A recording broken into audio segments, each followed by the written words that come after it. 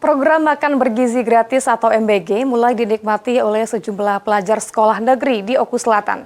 Program tersebut menyasar ke Kecamatan Muara II.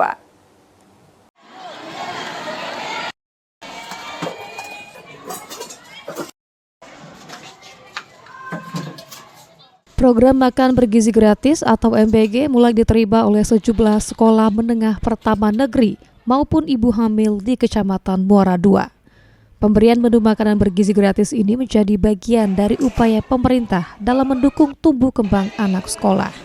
Berdasarkan pantauan tim liputan PAL TV di SMPN 1 Muara II, pada hari pertama pembagian MBG, dapur penyedia MBG terlambat mengantar makanan sehingga lewat dari jadwal yang telah ditentukan.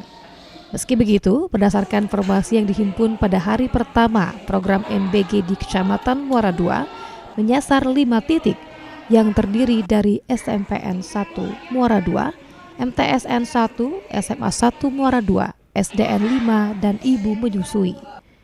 Dengan adanya program MBG ini, pihak sekolah berharap siswa semakin semangat mengikuti pelajaran dan uang saku bisa ditabung.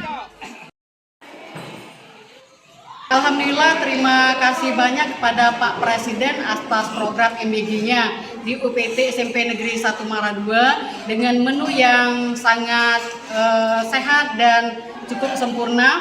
Ada buah-buahan, ada lauk pauk, ada sayuran, dan ada nasi.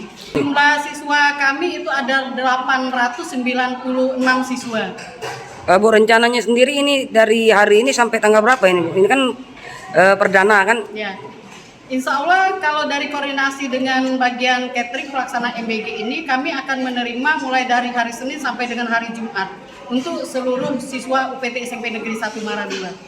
Harapan kita sendiri, Bu, ke depan seperti apa? Harapan kami dengan siswa kami mendapatkan MBG ini, anak-anak kami menjadi lebih bersemangat dalam sekolah, lebih fokus dalam belajar, dan insya Allah menjadi kemajuan yang luar biasa untuk masa depan murid-murid UPT SMP Negeri 1 Muara II. Dari Oku Selatan, Sri Fitriana, PAL TV.